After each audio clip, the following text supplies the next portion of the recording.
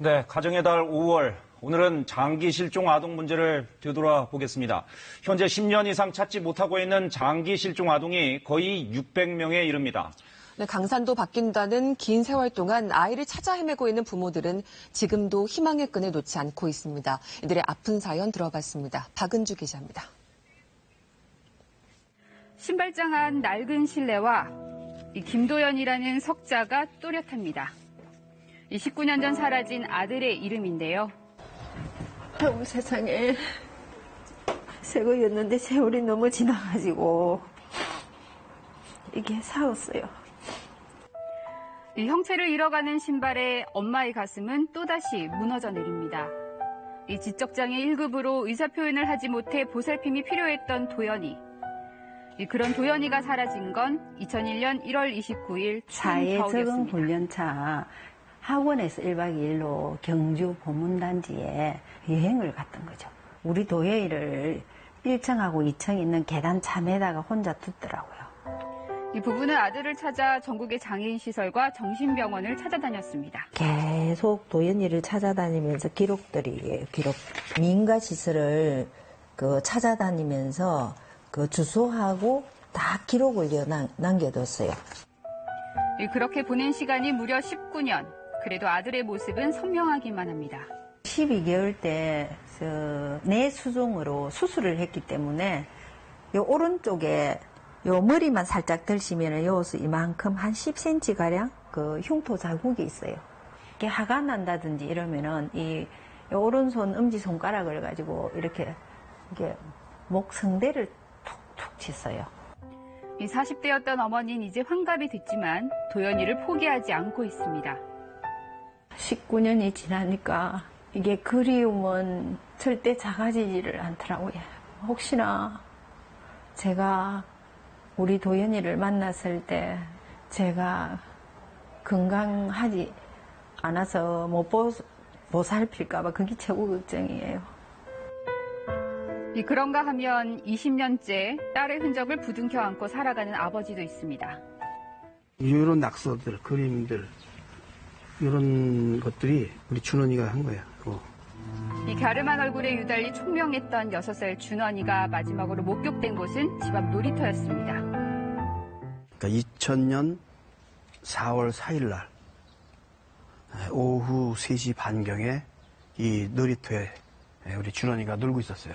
많은 아이들이 와서 놀고 했었는데 우리 준원이만 사라진 거예요. 이 풀만 무성해진 채 공터로 변해버린 놀이터는 세월의 흐름을 말해주지만 아버지의 시간은 20년 전 그날에 멈춰서 있습니다. 이 준원이는 대체 어디로 간 것일까요? 아빠 핸드폰도 다 알고 있고 동네 골목골목 다 누비고 다녔고 위치를 모르는 애는 아니에요. 누군가의 아는 사람에 의해서 데려갔겠다 이렇게 아직도 생각하고 있어요. 강산이 2번 바뀌는 세월 동안 아이를 찾기 위해 안 해본 일이 없다는 최용진 씨. 앵벌이로 데려가지 않았을까 해서 서울역이나 청량리 쪽에 노숙도 많이 해봤고요.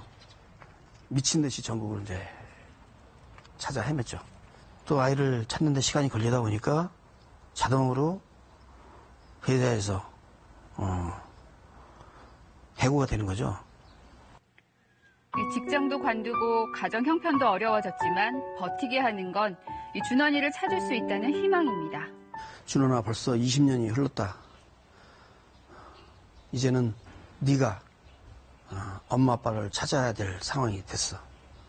엄마 아빠는 그 DNA 유전자 검사를 경찰에 등록을 했거든. 너도 유전자 검사를 한다면 어디서든 미국에 있어도 상관없어. 하게 되면 만날 수 있어. 이제 네가 찾았으면 좋겠어. 커버린 아이의 모습을 행여 놓칠세라 이 컴퓨터가 그려준 아이의 변한 모습을 물끄러미 쳐다봅니다. 모두 25년 전 실종된 딸 하늘이의 몽타주라는데요. 쟨 원복을 입고 하늘이가 실종이 됐거든요. 이런 식으로 이제 전단지를 변형돼서 이제 만들어서 이제 계속 이제 뿌리게 됐죠. 이 하늘이가 실종된 건 1995년 6월 15일 저녁이었습니다. 집 앞 골목에서 아이가 실종이 됐거든요. 친구들이랑 놀고 있는 줄 알고 이제 밖에 들이러 나갔는데 하늘이가 이제 안 보인다라는 거죠. 이 아이를 찾아 전국을 떠돌았던 하늘이 아빠. 사람들의 무관심에 상처도 받았습니다. 전단지를 이렇게 길거리에서 나눠주잖아요. 그냥 받는 즉시 받아서 그냥 비벼갖고 그냥 바닥에 버리고 발로 지지 뭉기고 가고 그 아이들의 그 전단지를 이제 그게 최고 가슴이 많이 아팠던 거고. 이 무심하게 흐른 25년의 시간. 주변에선 포기하라고 하지만 조병세 씨 역시 유전자 검사에 마지막 희망을 걸고 있습니다. 지난 2004년부터 국내에서 유전자 대조를 통해 가족을 되찾은 아동만 무려 360여 명. 이 아동 보호시설에 입소한 무연고 아동과 장기 실종 아동 가족의 유전자를 비교한 결과입니다. 경찰은 지난해부터 이 해외 입양자들까지 유전자 등록 시스템을 확대하고 있는데요. 그래서 실종 아동의 가족들 기대도 더 커졌습니다. 실제로 지난해 12월엔 이 해외 입양됐던 아들과 어머니가 30년 만에 만나기도 했는데요. 장기 실종 아동은 대부분 이제 그 아이들이 어리고 10년 이상 된 아이들, 그 아이들을 한눈에 알아보기는 어렵습니다. 그래서 여러 가지 찾을 만한 단서가 없기 때문에 아이들을 부모에게 인계하는 가장 좋은 방법은 유전자 검사하는 방법이거든요.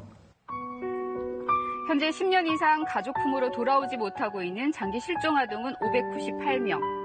이 가정의 달 5월에 더 많은 아이들이 가족을 되찾게 되기를 바랍니다.